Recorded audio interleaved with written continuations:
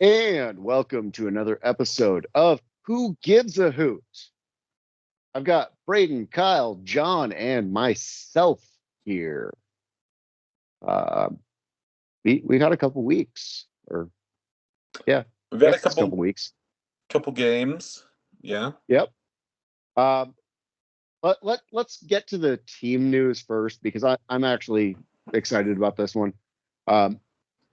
He's an attacking midfielder by what the team put out, correct? Lawrence Wooten. Dom described him as having a nose for goal. Yeah. 2 goals at Indy, where I think it seemed like maybe almost Ian Max probably trying to trade it off, because I think he had like a very Brandon Knapp kind of experience. He started less than half the games he appeared in.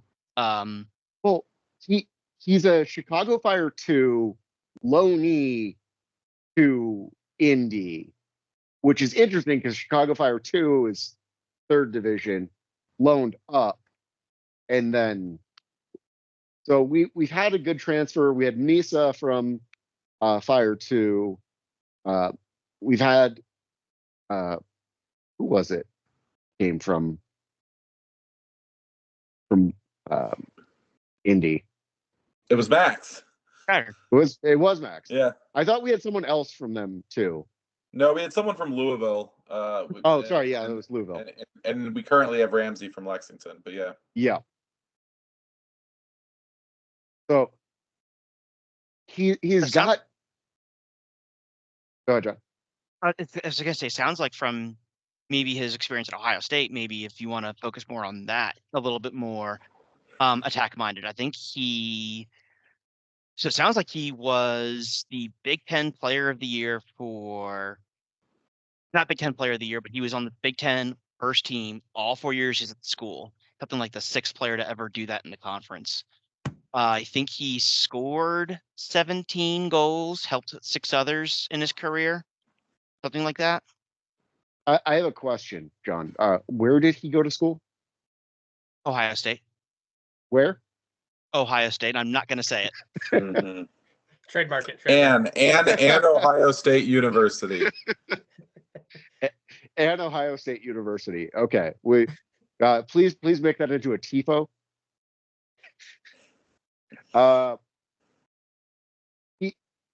He's coming from some very good programs. The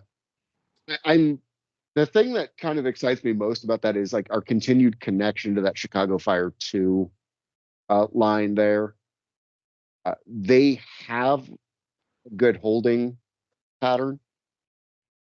Misa was a very, very good ad from there. So kind of curious to see how it goes.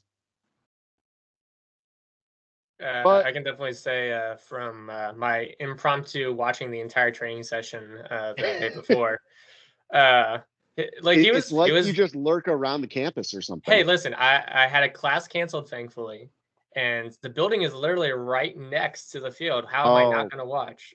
But was that the phone call that they received? Oh, really? Anyway, but so he was in practice. He was like with the subs, like people that were not going to be playing like starters, but would be subs if called upon. And he looked like he was pretty much integrated with it at all. And like I noticed right away, like that's him right there. I just didn't know if we're going to announce him or if he's a trialist, whatnot. So, well, he got his debut.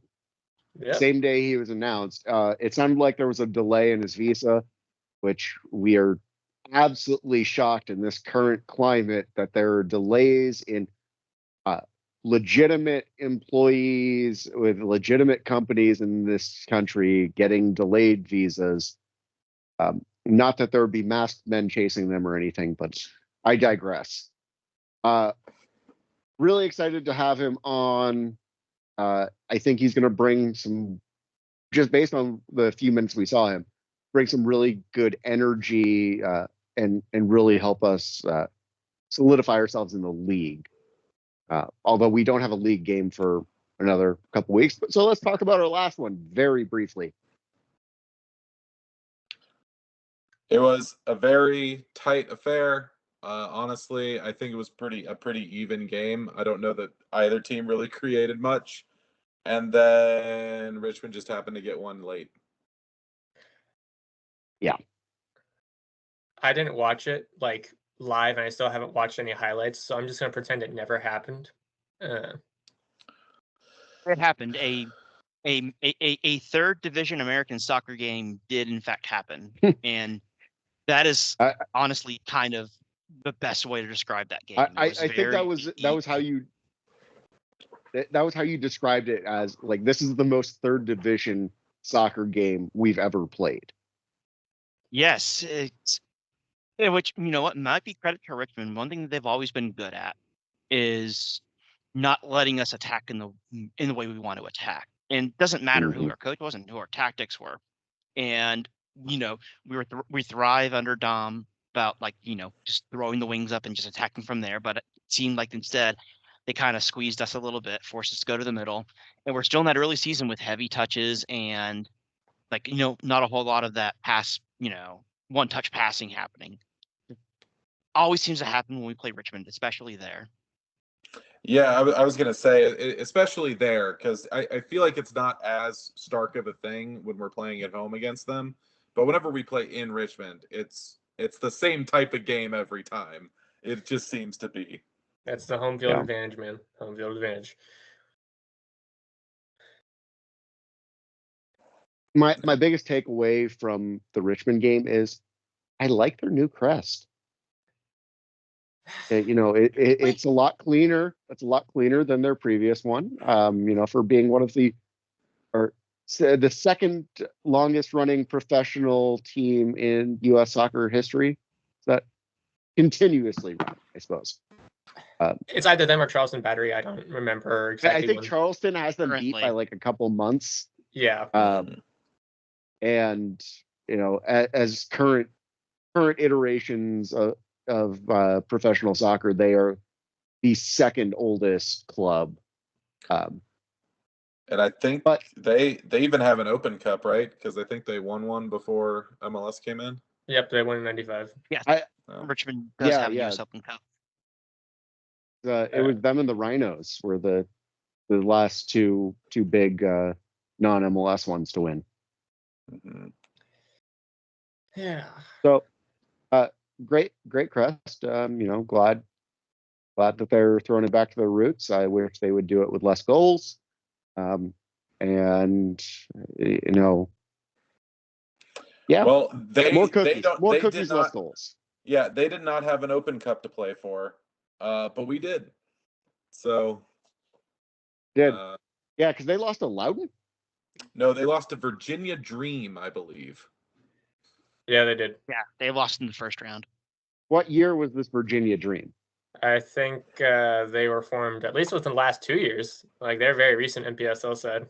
They're a team that Bill Hamid played for in qualifying and then went to play for Miami. Wait a second, is that but he can't play for Miami in the Open Cup? Then can he? Miami's out. No, they changed the rules. Miami's out anyway. But yeah, the rules changed. Yeah, up to yesterday.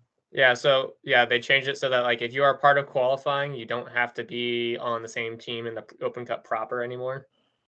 Mm-hmm. Which I guess makes sense because of the way we have the calendar for the season split. Yeah. I guess I'm okay with that. Because, like, qualifying is like, it starts, like, the later rounds are like in October going into December almost. Mm-hmm. I think so. But yeah. All right. Let's not call it a cup set because it doesn't feel like a cup set. I would say just a little. I think Market said it was. Like, I would say a little bit just because of how San Antonio started the year. They're not on a great run now, but how they started the year 4-0 in the championship. They're what is it? USL All Access is to be believed. They're the 5th team ever to start the season with 4 unbeaten games in a row. Yeah.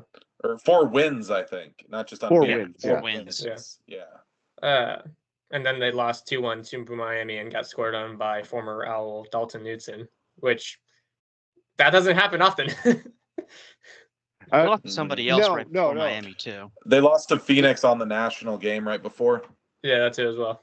So Dalton doesn't score often. That's allowed. Let's just clarify there. Yeah. I think he is one of the players that has scored. Well, even in league when he was with us, he scored like 3 disallowed goals over his time at Union Omaha. 2 disallowed, and then the other was the weather game. The Madison. Never yeah, counted. the Madison weather other game. Like, yeah. So, two former Owls on that team that they lost to right before us with Ricky Rivera and Dalton Knudson. So, and they have a former Owl themselves who we welcomed home, and the stadium announcer didn't know how to say the name of. Yeah, that was unfortunate. Lexi Swahi, coming back to, he played at UNO too. That was this shovel the snow year. Yeah, that would have been. Yeah, he played at least 2 games there. Yeah, so it was great to see him back, and he got subbed off pretty early, which is good for us. But we felt dominant in that game. More possession than I would have liked.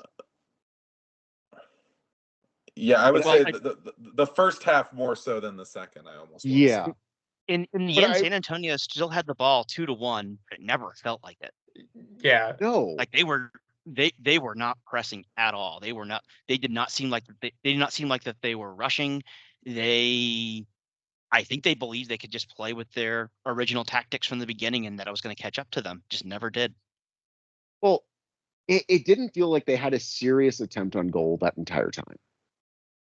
Like Vito made that ground save in the second half. That was probably really the only time he was tested. Other than that, there was one in the first half. It wasn't even a test. No, there was one in the first half that went off the post and then was called for a handball or offside or something. It was called for a handball. I think it was a handball. But I think it still hit the post before that happened. Yeah, it did. Yeah. I think, and we kind of got lucky that didn't lead to a goal because remember, Rashid's basically he played like 1.5 halves of soccer so far this year. So I still think he's, I think he's getting used to vision, and in-game action as opposed to practice. So I think he's even looked different in the second half versus the first half. He's still getting into form. Well, and then he pulled up with a little bit of an injury. Maybe it was time wasty, but maybe it was a bit of an injury as well. So he got booked for it. I think when he got booked for it. That was a little ridiculous.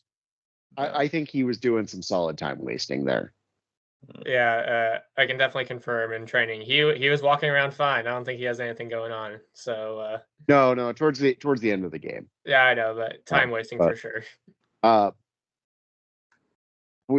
John, I think you were the one to clarify this to me. Marco receiving his second yellow. It is 3 before there's a game suspension. Do you know how many games that's served over, or is it like the entirety until a suspension? Okay, so it's only game to game. You mean does it reset? Yeah. No, this is the whole tournament. You get 1 more yellow card on this, whatever the next game is. Okay. As far as I can tell. So something to keep in mind with Marco. Dion's goal was class. I mean, so even before Dion's goal, Prosper had a chance. Oh, Prosper's chance was good. Target. It was just on target. That's a goal, that chip. Yeah. And then Charlie had a chance. That was also really good. So, and credit Charlie on Prosper's too, because that was his long ball. Because I didn't remember who made that pass, and I'm looking at the highlights, and I'm saying out loud, "Who made that pass?" And I see it's like, of course it's Charlie. It's all the long passes like that on target. It's always Charlie. Yeah, no, that was some good long ball play, and especially since San Antonio not really potent on attack, and we're letting them come back at us. At that point, might as well go for it, and we pretty much hit them all that for the entire night. So I think talking about this, Dion got the team's player of the game, player of the match. He had a hell of a match. Aside from Dion, who do you think got player of the match? Holt was great. Yeah, Anderson. He's getting better every game. I'm so happy for him. It's actually kind of funny because like I was thinking about this, like if he keeps improving the way he has been this year, I would not be surprised if like by the end of the season or by the end of next season for sure, he's probably going to get picked up by MLS first team or maybe someone in Europe because like Premier Liga, Eredivisie, those teams are definitely going to be looking at him given his age. The one thing I noticed with him most is you can tell he has more confidence with that first touch after he's receiving the ball now. Like he knows where he's going with that. He knows where he's going with that first touch when he's getting the ball before the ball's gotten to him. He's seeing the game better. Yeah. So is he seeing the game better or is he able to focus better without hearing out of one ear? Maybe a bit of both. Yeah, maybe a bit of both. Okay. He's Yeah, still wearing something. also, I kind of want to see what that looks like. Yeah. I was hearing, and I can't remember where I heard from. He got 15 stitches. Oof. Oh Lord. Like that Oof. that sounds rough, especially around your ear. Like that's not comfortable. Yeah.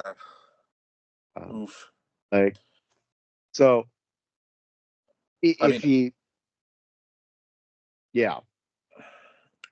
Yeah, I guess I was just gonna say, like, yeah, I thought Holt was great. I would also maybe second Charlie, just for some of his passing and some of his bombing forward as usual. But I mean, with Dion getting player of the match, it's not just that he's the one who scored the goal, which it's great that he did, but some of his recovery runs saved us so much. They had 100%. breakaways, and he would be running back to catch them. Which really helped. I want to be very clear.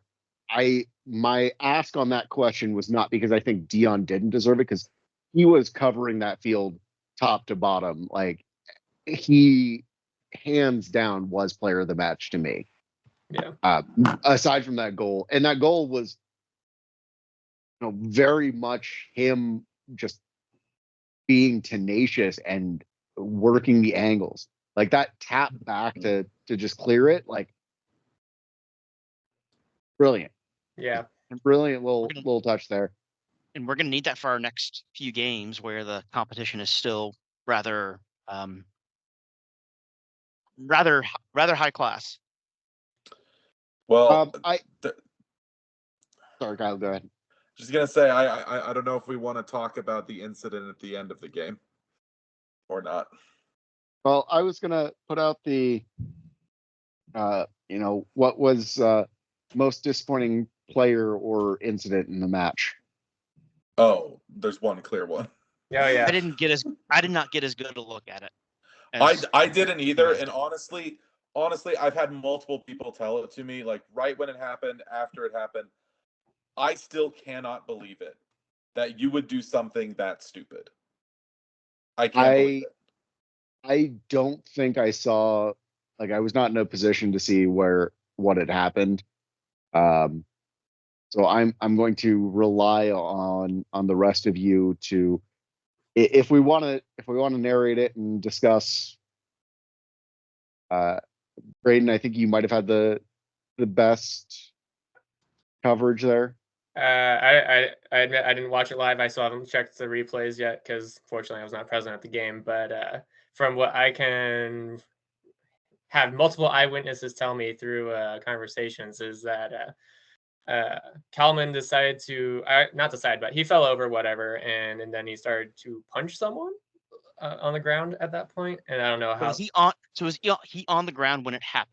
I that's from what I could like. My from what I had heard is that he pulled the guy down by his ankle. Yeah. And then started to punch him. Yeah. Now I didn't see that. I saw him laying on top of the guy, but that's about all I could see. And then by the time you see that, there's bodies in front of the camera in between, and if you're watching on replay, and it's just so hard to see at that point. Yeah. But I mean, I don't know what direction the ref was looking at, because the foul that was just called was happening closer to midfield, right? Yeah. He was not even looking anywhere near it. That's why. Yeah. That's why he was asking his assistant so much, because there was no way for him to see it. Yeah, because they did get together in the middle and they talked. It was a heck of a fracas. Yeah. Like it definitely felt like team was really channeling UNO's hockey heritage more than their soccer heritage, but somebody else had a little bit of a shove too that I'm surprised didn't Shido booked for. Shido. Yeah, okay. Shido, I don't know how much of this was play acting. Shido put his hands out like this against the guy, who then fell over dramatically. Yeah, and I and don't it's know like if when that you see was an actual push or not. they always say when you see the arms extend, it's gonna get called. Yeah. So I think the amount of cards given out for the fracas was very telling in that where the blame was going to be put. Because honestly, based on the contact I saw, from distance at that, you probably could have given about 3 or 4 red cards on both sides. Yeah. I'm gonna Like say there were hands going to faces, there were hands going to upper torso. Like it resolved a lot cleaner than I was expecting, but I think it should have been. I think the main thing is the fact that both sides were just it was a tension all game. It's a 1-0 game. It's a cup match. Both these teams want to get something. But at the end of the day, I guess it was a little bit better because clearly we're at the point where refs not calling anything, just letting it out a little bit. Because it was a physical game, and, Yeah.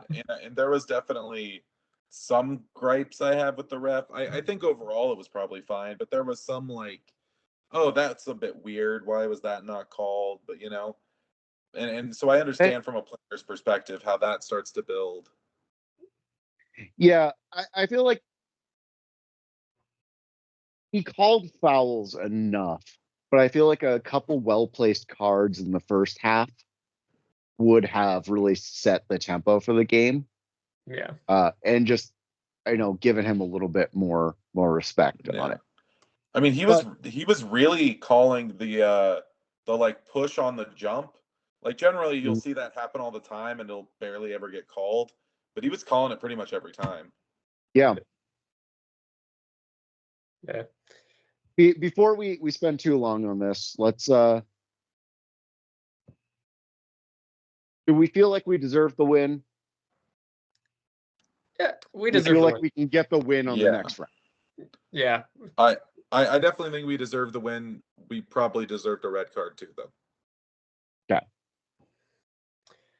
Okay. Okay, so our next upcoming game is a USL Jaeger Cup, not just USL League One, against Greg Hurst and the New Mexico Baddies. Yeah. Or I can't remember. New Mexico United? Yeah, United. It's New Mexico United. I don't know if what their actual. Are they they're not the Isotopes. That Isotopes is the baseball team that plays in the stadium. Yeah. And also the name of the stadium, at least at some point. Yeah. It's called the Lab. Yep. Oh yeah, okay. I don't think they have an official name unless it's the turquoise, but because New Mexico, but the Hatch Chilies. Maybe, I don't know. Notably, which they were playing in that turquoise last night when they lost to El Paso. Yeah. Yeah. Hey. Yeah, they notably, did get knocked out. They play Wednesday before we play, so they'll have some rotating to do. Yeah. Who do they play? Wait, do they play this weekend too? They don't. They play Wednesday against Monterey Bay at home. So they'll get it back to back both at home. So back to back at home. By a divisional rival. This and is going to be good interesting. Monterey Bay team. Monterey Bay is good this year. Yeah. Bay is to be determined on whether they're good, but they've definitely looked a lot better than they've had in previous years. I mean, they're only They're only lost so far to the Burrito Bowl. Exactly. Like they've only lost to the best amateur side in America at this I'm point. sorry, I take that back. Their season opener was in San Antonio, so they lost that game. Oh, okay. The best amateur side in America. Do you mean Taco FC? Yeah, like clearly El Farolito is like pretty good, I'd say at this point. Well, yeah, they lost last night to Sacramento. Sacramento. Sacramento So, just 1-0, but 1-0. Sacramento Yeah. they've been very they're trying to figure stuff out. Yeah. Sacramento, it seems Yeah. like they but seem a little snake bit right now. before we get too far, I want to go back to this because El Farolito, my favorite bit is they are a Mexican restaurants soccer team, and they picked up some good NISA players. Like they had a fun one. Oh yeah. Oh, yeah.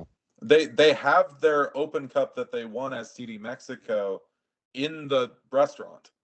Yeah. They are former Open Cup winners, El Farolito. Yeah. But yeah, no. El Farolito, like I think with last year winning the $25,000, and then they're winning another $50,000 this year as well because of the prize money. Not just the fact that they could probably sign a lot better players, just the draw itself for them. Like, well, here lays the question: do they have enough of a following to make a move? No. I don't know if they're looking to do that. I mean, they're not. Did they join the League for Clubs? No. If they haven't made the move yet, they're not doing it. Okay. I can make that as the League for Clubs is brand new. Yeah. Anyway, back to New Mexico. Let's get back there. The hard part is the fact that it's probably one of the best home crowds, in my opinion, in the division. And I'm going to say it's probably better than Louisville City, as much as they may think they're the best on that. It does look like the crowd is really close to the field there. They set it up. They are incredibly close. It's kind of the opposite of what we do in our setup in Warner in terms of like where the field is positioned in the stadium itself. That's what I was going to say before we start talking about the fact that we have a little bit of an advantage also playing in a converted baseball stadium. I think that 90-degree orientation curve is going to play tricks on them initially. That seeing the direction for baseball orientation and where the higher walls are and where fans might be closer to the field on from different sections of the baseball stadium's orientation. I think it's going to take some getting used to. I hope it doesn't catch us early. So Dom's, steadfast insistence that we travel as close to the game as possible. There's not a straight shot flight to Albuquerque from Omaha, which means you're going to be dealing with action. I feel like we've got to go down a day or more before, and especially if they've got based on the fact that they play that Wednesday at home and then have the game against us on Saturday. I'm assuming the Isotopes don't play at home, so there's not a field flip or whatever equivalent they do. So maybe we get a chance to practice on it before. I would like to see that, but it's also how seriously are we going to take the Jaeger Cup this year, especially when we're playing against St. Louis theoretically 4 or 5 days after. Or no, sorry. No, a week and a half. Yeah. I mean, the main thing is the fact that it's also elevation as well. So, and we historically don't do well with that. So I think it's just going to be a double whammy for the upcoming match. I don't if we come out with a draw in that environment during that game, I'd say that's pretty good for us. And if we can get an extra point on penalties, we're much better shape. Because getting about the penalties, yeah, this is the group stage where we get penalties, we can get extra points. I'd say that's probably what we're going to try and go for, given so many factors that are going on with this, like unfamiliar stadium, unfamiliar players, whatnot, all that. So you bring up a good point with the penalties, but John, you or Braden probably know this better than Kyle or I. Have there been any announced rule changes for the Jaeger Cup going into 25? One thing I don't remember is I don't remember how the wild card teams are Okay. picked. It's 2 second place teams, right? How many groups are there? I think there's 7 groups, ain't there? Oh, I thought we were 6. If we're 7, then yes, it would just be the one. Because I believe it's just based on second place team that has the highest goal scored, and I think that just continued from last year. So, like, they're trying to continue the whole score as many goals. Let's make this entertaining thing with the tournament. So, I mean, let's say we get a 2-2 draw out of this, get an extra point on penalties. That's probably better than what we're going to get most of the time. Yeah. But I'm not praying on that because I don't think we're going to get that.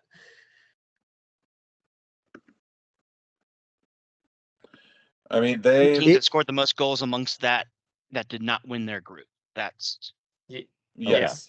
Did not win their group. So you could be third place in theory, and oh god. Oh yeah, totally. That's messing with my brain right there. I can't do that. They I need mean, to that add was the same issue last year. That is questionable, but no, I think it'll be interesting. I think New Mexico has also started the year off well, just kind of like San Antonio. They've won 4 games, they've lost 1, but now they've lost in the Open Cup in penalties to El Paso, so don't know what that does. They have that game beforehand. There's factors for them too, right? We have the travel factors and everything, but they have some factors as well. Yeah. Who do we know on Monterey that can break their spirit? I've got nobody. Who went to them? Akira was there, wasn't he? Maybe. Let's see. I thought they had someone come up from League One recently. They have a couple that I thought they did recognize. too. They have guys like Ethan Bryant's there. Didn't Miley Malongo come from like North Texas when they were League One or something? Oh no, Revs. Like he was with Baby Revs. He was Baby Revs. Oh, Baby Revs. All right. Yeah. So yeah, I mean, just a couple phone calls. Just don't necessarily worry about contacts. winning. Just terrorize. I wish it was like that, but so we've got to. We're not going to talk about the next Open Cup as much as we really like to, because I think there's some opportunities for us to do a little bit more research on St. Louis. We also have a game against Madison.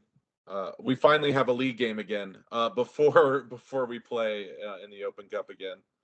So, at Madison, which is that's going to be a weird 3-game stretch where we're on the road, but we're not far. We're like 6-7 hour drives away from home with the home game in the middle. It never happens. Yeah. Well, it's the perfect. Everybody in the Midwest thinks they can drive everywhere, right? This is the perfect week and a half for that. Yes, but then you have to drive everywhere. Yeah, unfortunately, there's no part of the Midwest between cities that isn't a decent drive. So yeah, population centers. And a whole lot. I will say, I think this is our best regionally set total USL League or not US Open Cup setup so far. Yeah, I'd probably like say it just feels like it's more appropriate. Like Des Moines wasn't our first. Went to Colorado. That speaks to Nebraska as being more Western. And then you're hitting the more central as everybody else is kind of getting knocked out. Yeah. I mean, we had some weird ones this this week. I mean, Chattanooga had to go to Vegas. But that's because it's Chattanooga. They didn't really bid to host. Well, New York, yeah, because I mean, in this next round, New York Red Bulls have to go to Colorado Springs. but they almost had to go to Alta, which would have been so much better. Great. What just happened here is the mandating 8 MLS teams host and 8 go away. I like the concept of that, but to give lower league always. Well, I would prefer that, obviously, for sure. Mm-hmm. But that wasn't even a guarantee. But this wasn't even a guarantee before. It was all just bid to host, and then we'll see what happens. But if they're going to force the matchups this early, like the MLS teams entering can't play each other in this round, at the very least guarantee some of the lower division sides will host. At least they're doing that, but that ran into some really funky groups today. Well, it was also just that there were so many Western teams, and there were not MLS Western teams. That was the big issue. I think the third furthest Western team in MLS at this round was it was Austin. Yeah. That's not that west. Yeah. Yep. That's practically central. Yeah. Mm-hmm. I mean, we could drive straight south and we'd almost be there. Yeah. Would. KC and then 35. Yeah. Straight south is basically Dallas. Mm-hmm. So we will record after the Jaeger Cup. We may have, depending on how things work out, we may have some episodes scattered about. Now we got a little bit of time there. It ultimately, Braedon, I wasn't on Blue Sky. If you are listening to this, we have shifted primary avenue over to Blue Sky. It's a very Twitter-esque platform, very user-friendly, in my opinion. Tags are a little weird, but everything else is very friendly. And Instagram. So if you got questions or anything for us, feel free to toss it out over either of those mediums. But did we get anything? I know you teased that we were recording today. Nothing in terms of questions, just more or less keep a lookout for what we're going to be talking about because you got to promote the pod. All right, hey, I'm proud of you for that. Braedon is our new admin on social media. So if you want to heckle a redhead, there's where you do it. I mean, if we wouldn't really go into it, I could also talk about watching the training session, impromptu, whatnot, the game day before the game.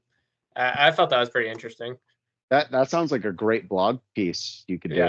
Yeah, I could probably do that actually. That's probably a better idea. Update on if we want to try and get a potential for some Monterey Bay, New Mexico United shenanigans. Diego Gutierrez, Omaha's own from Ralston High School. Let's go, baby. Playing for Monterey Bay. I like that. All right. Who's got his number? Somebody had to have gone to school with him in Parliament or one of the supporters groups. Plenty probably did. He went to both Omaha universities. Yep. I think we're gonna have to make some phone calls there. He might have his number. Goody's got to cause some chaos. He's got to tear that up. You know, we've got that Jaeger Cup that is a plate to win. You know, I know we may dog on it, but if we win this year, I would consider that an absolute success. We now have the trifecta, first team to win all every possible trophy in leagues for USL. I mean, I consider it a success to make the knockout rounds, honestly. I think this is a year to actually take it seriously because the first time it's an interleague competition. Yeah. Interleague, we can be the first team to win all 3 USL competitions, regular season, playoffs, Jägermeister. And at the same time, we can say we won an alcohol-themed cup competition, which only happens in England and maybe a couple other places around the world. Only 8 out of 38 teams make it to the knockout. So that's it.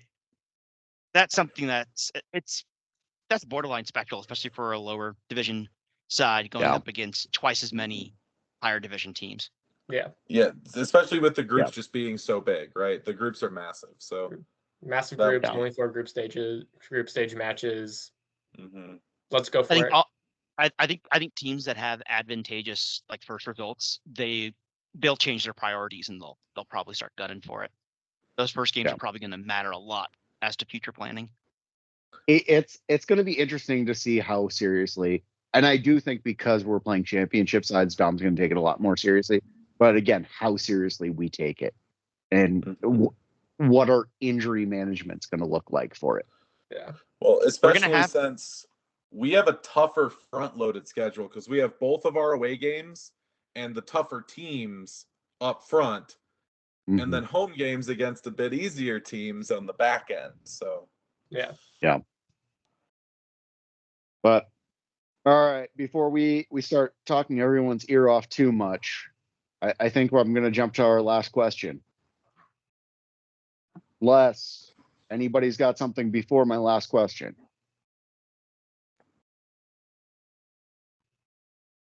Nope. Okay. Braedon's not even bringing up jerseys. How Richmond's new long sleeve jersey looks like they're Rangers, and it doesn't. It doesn't look like Rangers. It doesn't look like Rangers. It looks like Dundee FC. It looks a lot closer to that. Okay. Because it's not that like royal blue. It's a navy blue. That's more Dundee. Oh, on the kit line, we finally got to see the home kit in action. It doesn't look too bad in action. My only like big critique now that I see it in action is the fact that like the stripes make everyone look a lot wider. Like, you know how like with pinstripes, it makes you look thinner, right? That's not what's happening here. It makes everyone look a lot wider. Are you saying it makes our boys look chunky? It does. It does. I don't think they should have kept the pattern on the. I don't think they should have kept the pattern on the back. It's harder to read the numbers and the names with that pattern going all the way around. I think it should have just been the front of the jersey. Yeah. I forget who said that it reminded them of a Fenerbahce kit. That was me. Yeah. It looks like a Fenerbahce kit. Like it looks like I was wearing my. Like I pulled my Fenerbahce kit out from my closet earlier, and I'm like, yeah, you're not wrong there. Except the Fenerbahce kit looks better. Yeah, so like it looks like like if you don't know what it is, so like Fenerbahce, like they do the yellow and navy blue, and occasionally they'll do it's like the stripes, vertical stripes. Yeah, and occasionally they'll do white sleeves with it, and people like that. It kind of looks like that, in my opinion. Just they haven't sold me on the kits this year. I missed the training tops, which I heard were really good. Oh yeah, the training tops look great. I like them. So the goldenrod, great state flower name.